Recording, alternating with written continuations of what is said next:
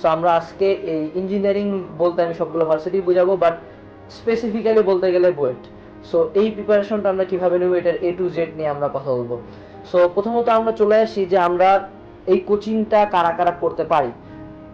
আসলে দুঃখজনক হলেও সত্যি যে ইঞ্জিনিয়ারিং এ অ্যাপ্লাই করার জন্য পয়েন্টের একটা নির্ধারিত ব্যাপার থাকে, সেটা প্রতি বছর ক্রাইটেরিয়া চেঞ্জ হয় যায়। লাইক বুয়েট 5টা সাবজেক্টের পয়েন্ট কখনো 24 চেয়েছে, কখনো 25 চেয়েছে, কখনো 22.5 চেয়েছে।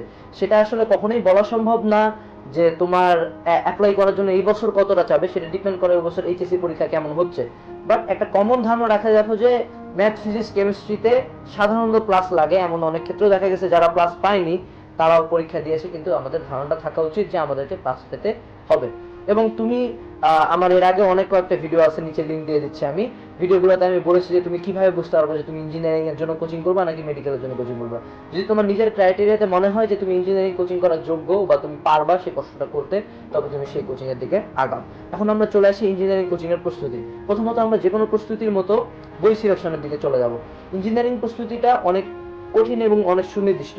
অন্যান্য প্রস্তুতি যেমন এক্স্যাক্টলি বই ভিত্তিক কোশ্চেন হয়, বাট ইঞ্জিনিয়ারিং প্রস্তুতিটা অনেক মৌলিক, কারণ সেখানে আমাদের কোশ্চেন করেন ইঞ্জিনিয়ারিং বিশ্ববিদ্যালয়ের শিক্ষকেরা, এবং তারা কোশ্চেনটা অনেকটা মৌলিক চান। তারা শুধু বই থেকে প্রশ্ন তুলে দিতে চান না, কিন্তু এটা অনেক ক্ষেত্রে সত্য, অনেক ক্ষেত্রে সত্য না। বাস্তবিক পক্ষে বই থেকে অনেক প্রশ্ন কমন পাওয়া যায়। সো আমরা কিছু বইয়ে স্থির রাখি। যেমন এবছর আমি যখন বইয়ের ভর্তি পরীক্ষা দিলাম, আমি ইসহাক স্যারের উদাহরণ থেকে একটা ম্যাথ কমন পেয়েছি। সো এরকম ম্যাথ যাতে আমাদের কমন আসলে আমরা অ্যান্সার করতে পারি, সেহেতু আমরা মেইন কিছু রাইটার মনে রাখবো এবং সেই সব রাইটারের আমরা থিওরিগুলো পড়ার চেষ্টা করব। সো প্রথমত ফিজিক্স আমি ইসহাক স্যার, কেমিস্ট্রি হাজারিনাক স্যার, এবং মানো আর না মানো কেমিস্ট্রি হাজারিনাক স্যারের বই থেকে এবছর হুবহু প্রায় 100+ মার্ক এসেছে। এবং খুবই মজার হলো সত্যি যে আমাদের হ্যাজার্ড সিম্বল বা ডেকর 90 ডিটারজেন্ট এই টাইপের প্রশ্নগুলো অন্যান্য বইতে কিন্তু ওরকম ভাবে আলোচনা নেই যতটা হাজারি স্যারের বইতে আছে। সো কেমিস্ট্রির জন্য আমাদের মেইন বই হবে হাজারি স্যারের বই। এবং ম্যাথের ক্ষেত্রে আমি অনেক ক্ষেত্রে এই বইটিকে ম্যাথের বাইবেল বলি, সেটা হলো কেতাবউদ্দিন স্যারের বই। কথাটা আমাকে কোনো এটা হলো পেইড প্রমোশনস না, আমি নিজে একজন স্টুডেন্ট, আমি নিজে এই বইটা পড়ছি। বাস্তব কথা যদি আমাকে কেউ প্রশ্ন করে যে আমি ম্যাথের জন্য কি পড়বো, ইঞ্জিনিয়ারিং আমি ম্যাথ ভালো করতে চাই, আমি কি পড়বো, সত্য কথা হলো যদি প্রথম একটা বইয়ের নাম বলি সেটা হলো কেতাবউদ্দিন স্যারের বই, দ্বিতীয় যদি বই বলি সেটাও কেতাবউদ্দিন স্যারের বই, এবং তৃতীয় যদি একটা প্রশ্ন বই বলি সেটা হলো ইঞ্জিনিয়ারিং প্রশ্ন ব্যাংক, সেটা নিয়ে আমরা পরবর্তীতে আসছি। বাট কেতাবউদ্দিন স্যারের বইয়ের বাইরে আমাদের ম্যাথ করার আমার মনে হয় দরকার নেই। এখন যদি তোমার টার্গেট থাকে তুমি বইটা ফার্স্ট হবা বা টপ 10 টার্গেট, সেক্ষেত্রে আমি ভিডিওটা তোমার জন্য বলছি না, আমি বলতে এমন কারোর জন্য যে একটি সিট চাচ্ছে। এখন তুমি কেতাবউদ্দিন স্যারের বই থেকে ম্যাথ করবে। এখন অনেকের মনে প্রশ্ন থাকতে পারে যে আমি পুরাতন কেতাবউদ্দিন স্যারের বইয়ের ম্যাথ করবো কিনা। বাস্তব কথা হলো কেতাবউদ্দিন স্যারের বইয়ের সাথে কেতাবউদ্দিন স্যারের সমাধান আছে। সমাধানের মধ্যে দেখবা অতিরিক্ত প্রশ্নাবলী বা সম্ভাব্য ধাপসমূহ সমাধান আছে, যেগুলো হলো তোমার পুরাতন বইয়ের সেই অতিরিক্ত ম্যাথগুলোর সমাধান। তুমি যদি কেতাবউদ্দিন স্যারের সমাধান এবং বইয়ের সবগুলো ম্যাথ করে দাও, বুয়েট ভর্তি পরীক্ষায় তোমার নতুন কোনো ম্যাথ করা পসিবল না। এবং সত্য কথা হলো এবছর বুয়েট ভর্তি পরীক্ষায় সরাসরি কেতাবউদ্দিন স্যারের বই থেকে সংখ্যাও চেঞ্জ হয়নি, এরকম ম্যাথ ছিল 20টির মধ্যে 18টি। সো কেন আমরা ম্যাথ কেতাবউদ্দিন স্যারের বই করবো না? সো আমাদের মেইন বইগুলো গেল। এখন পদার্থবিজ্ঞানের ক্ষেত্রে আমাদের অনেকের বিদেশি বই পড়ার প্রবণতা থাকে, এমন অনেকগুলা থিওরি জানতে লাগে যেগুলো আমরা পারি না। সেক্ষেত্রে আমরা কি করব? আমরা চেষ্টা করব, অনেকে আবার ফিজিক্সের ক্ষেত্রে পুরাতন বইয়ের ম্যাথ করি। হ্যাঁ, এটা সত্য কথা যে পুরাতন তপন স্যার ইসহাক স্যার 14 সালের আগে যে বইগুলা, এগুলো অনেক মোটা মোটা এবং অনেক বেশি থিওরি ছিল।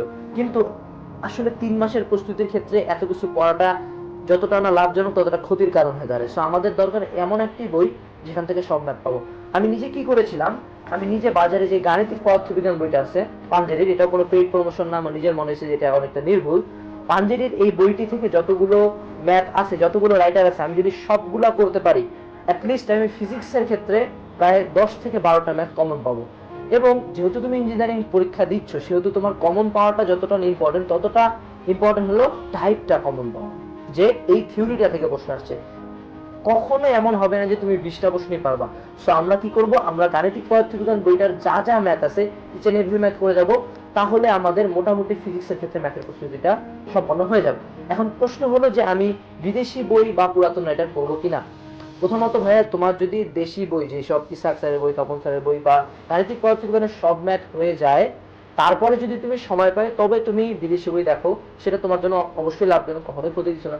আর যদি তোমার সময় না থাকে তবে ওই প্রশ্ন দেখতে যায় তুমি দেশি বা যেখান থেকে প্রশ্ন করা হবে সেখানটা তুমি কখনো মিস করিও না। এবং রসায়নের ক্ষেত্রে ম্যাথের কিছু বলবো যে রসায়নের ক্ষেত্রে বই ভর্তি পরীক্ষা একটা সবার মনে একটা বদ্ধপরিকর এবং ভুল ধারণা যে রসায়নে শুধুমাত্র ম্যাথ আসে। এবছর রসায়নে ম্যাথ এসেছে 5টি মাত্র, মাত্র 5টি ম্যাথ, এবং যে ম্যাথগুলো তুমি বুনো স্যারের বই বা হাজারি স্যারের বই যে কোনো বাজারে একটা সাধারণ বই থেকে করলে তুমি পারতা। কিন্তু যেই সকল কেমিক্যাল ইকুয়েশন এসেছে, যে সকল সংকেত এসেছে, যে সকল ছক পূরণ এসেছে, বিক্রিয়ার প্রভাবক লেখা, বিক্রিয়ার উৎপাদ কি এসব লেখা আছে, এগুলো কিন্তু থিওরি। সো লাস্ট কয়েক বছরের বুয়েটের কোশ্চেনগুলো তুমি যদি দেখো থিওরিটিক্যাল প্রশ্ন বেশি। সো কেমিস্ট্রির ক্ষেত্রে থিওরির প্রতি মনোযোগ হতে হবে অনেক বেশি।